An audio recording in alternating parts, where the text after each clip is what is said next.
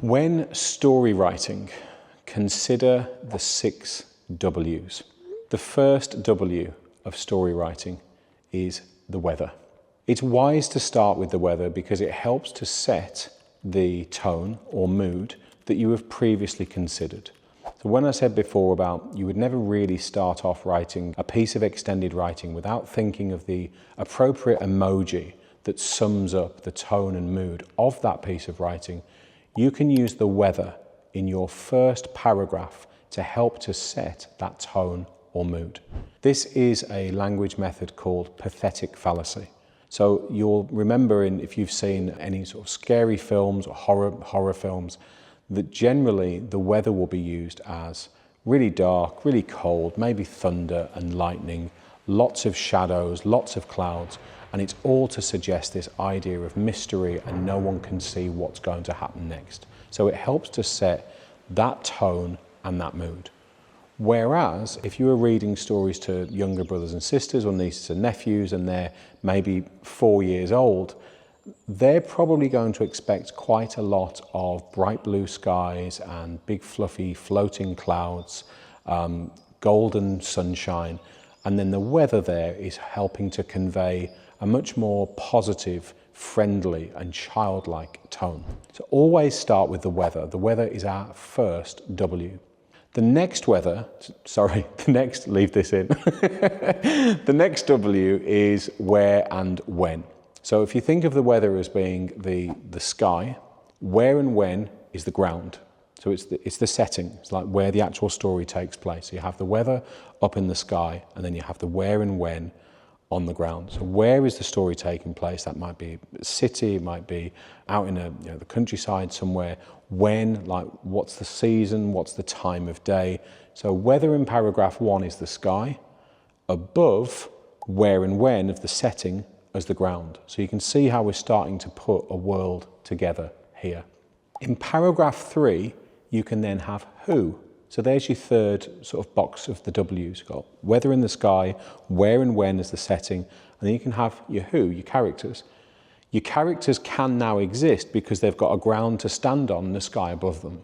If you try and have that in a different order and you start with your who, paragraph 1, they've got nothing to stand on, nothing above them. So weather in the sky, where and when, paragraph 2 on the ground, and then your who in paragraph 3.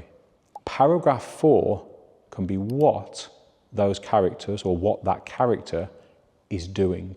Because remember, for a story, there must be some plot, there must be some action. Plot rhymes with what, for what is happening, what is going on in this. So for paragraph 4, we have what.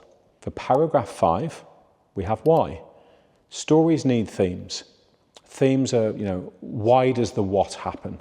So for why are we trying to learn about relationships, about family? If we think of like big themes, we're talking about relationships, family, poverty, we're talking about wealth, we're talking about luck, talking about life.